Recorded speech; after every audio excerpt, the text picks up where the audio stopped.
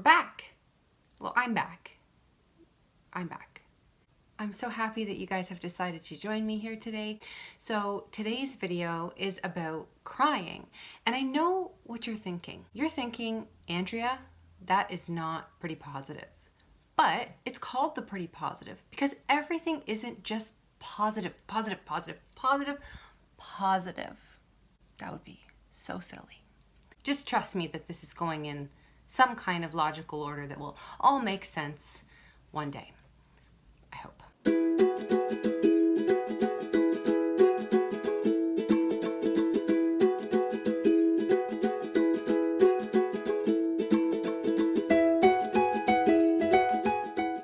So, a little bit about crying. So sometimes people don't want to cry because they think it's a sign of weakness. There's bodily fluids coming out of places. There's actually some places in the world where they have something called crying clubs. And this is where people get together and they cry out stuff. I mean, that's really cool. So I'm just on my way to crying club. See you guys after.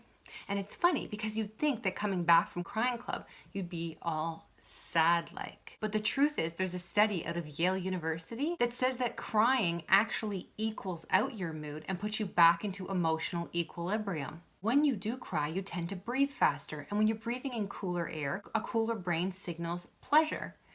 So after crying, you should feel better. Of course, seek help, please, if you do have excessive crying. So there's 3 types of tears. There's reflex tears, continuous tears, and emotional tears. And the ones that we're talking about here today are, of course, emotional tears. Please note that I am not a scientist. I just broke that. Crying can actually activate your body in a healthy way.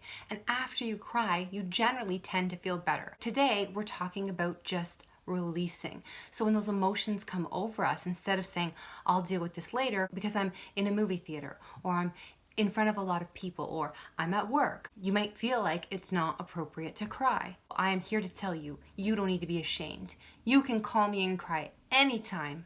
And I'm saying that because I also might need to call you and cry. Because sometimes you just gotta let it out, my friends. You gotta let it out. So there's an awesome book by Dr. Judith Orloff called The Empath's Survival Guide.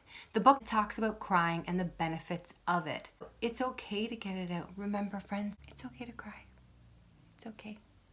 It's okay. Crying is also very important for self. Why can't I say that word? For self. Oh my gosh. Okay. Here we go. Now I can't even say it.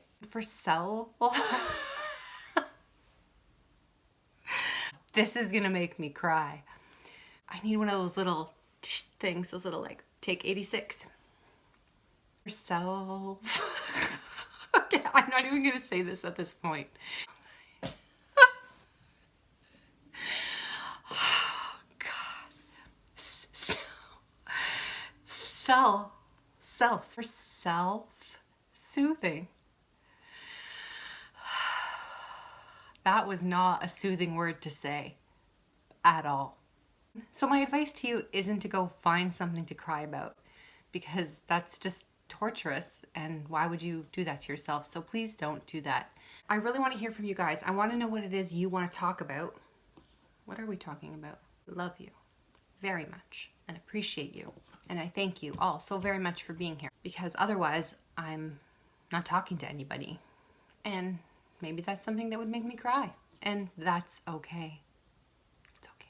So let's recap what we talked about today. We talked about how there's 3 different types of tears. And the ones that we talked about today were emotional tears. Emotional tears are brought on by an emotional event. It could even be something that's happy. Have you ever had something that's so happy that it makes you cry? It's like watching a movie where the ending is so touching and you just start crying.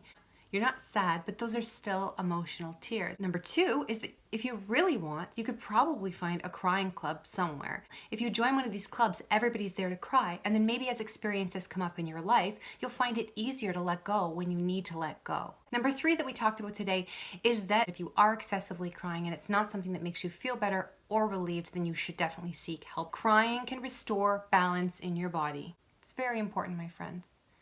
Life is a balance. It really is. And it's not a balance between good and evil, and it's not a balance between positive and negative. It's just a balance. Number 5, please, please, please pick up that book from Dr. Judith Orloff. I'll put the link, that's the links, and the comments, and also my desk. The Empath's Survival Guide. Yes, please do. We've come to the end of another video together. I wish that I could express in more than words how much I appreciate you, how much I love you, how much I'm so happy that you are here with me on this journey and that I can be here for yours. Now, please, if you haven't already, I would love if you subscribed. And who knows what's going to happen next? Who knows what next video is going to be about? It's all a giant surprise. It's not really a surprise, though. I mean, you could just email me and ask me and I'll probably just tell you. You can also check me out online, www.theprettypositive.com. I am Andrea Heath, and thank you so very much for being with me today. I hope that you have the most wonderful day. And if you cry, that's okay too. Thank you so much for watching, and I will see you next week, guys. Bye. Thank you so much for being you, for being here with me, for everything you do.